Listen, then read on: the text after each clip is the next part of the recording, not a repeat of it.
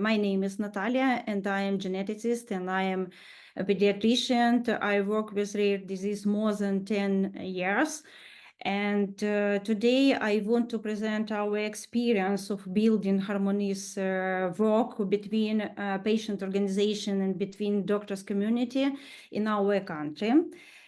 And yes, I'm from Kiev. I'm from the center of the country, which has been at war for 3 years. But first of all, I want to remind you about the Ukraine.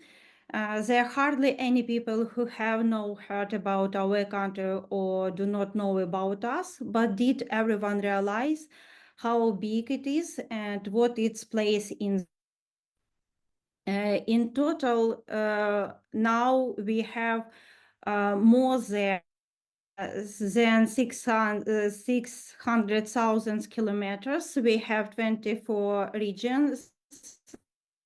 By 2022, more than 41 million people lived in Ukraine.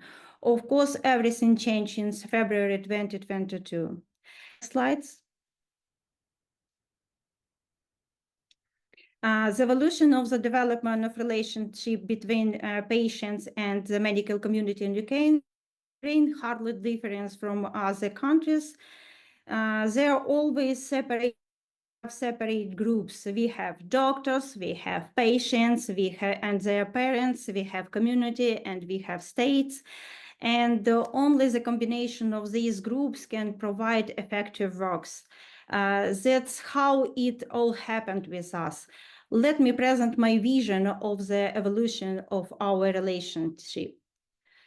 If you want to ask me the total number of patients with rare disease in Ukraine, then I will not be able to, because we don't have registers now. Why?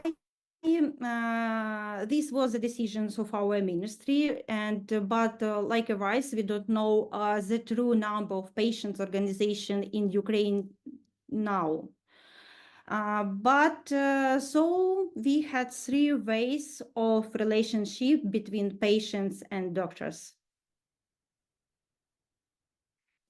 There was an option when doctors saw the need for a patient community and initiated the creation of such organization. The second option, when the patients organized themselves and closely cooperated with their doctors. And the third option, when organized patient communities were looking for doctors and the team. For example, we had, in my experience, I had some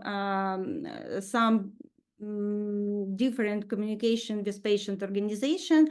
And we have, for example, some communication when some groups of patients came to us and asked to help them to organize medical program in our country, and of course we help them. But there is a certain difference in our path. Historically, at a certain moment, after several public protests that affected the entire country, it was patient organizations that played a great role in the development of medical care. They were representatives of the public, and they were hard. A certain imbalance where the patients were head and the doctor head didn't hear at all.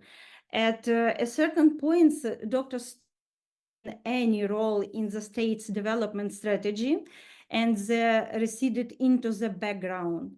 But the patients had an advantage. They met with the ministry, with the president, with deputies, and this led to an imbalance when it was the patients who began to say how to treat, where, and with what.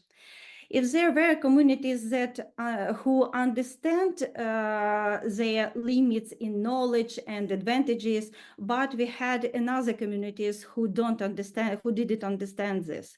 For example, they didn't have authorities and boundaries. It took some time to balance these situations. This is a positive points in this. We had the positive points in this too. This became an impetus for the further development of care for orphan patients in general. And again, they were heard. They had a voice, a strong voice. Their director could not be called to shut up, and only thanks to their persistence and inflexibility forward. But everything changed, and it is clear that certain evolution changes how taking place in joint work. Any reasonable conclusion that it's only possible to work together, and that's the only way we can move forward. Currently, we have really harmonious relationship with patient or communities. We work together on documents. We work together with guidelines, so representatives can take part in this work. We joined to common groups on the provision of medicine. We can work together with our Ministry of Health, with our government. Of course, now it's very good communication. Give an example for one joint project. For example, we had a very big project with patient organization Duchenne Ukraine. The 100 years of survival. It was initiation of where patient organization was initiated this project with Dr. Michael to send for patients and doctors with a selection of non-invasive for NIVL. But in August 2023, this moved to our hospital, and this year we transformed this project for some another. Now is carrying out, of course, carrying out a course of examination and correction of treatment, including NIVL, for a group of patients every 6 months. We have every 6 months, we have another groups of patients with Duchenne disease, and they have new examination and correction of their treatment. But do we have any problems now? Yes, of course. And how I see that? This unity among patient organizations, so we can have sometimes 2, 3, or 4 separate communities for one diseases.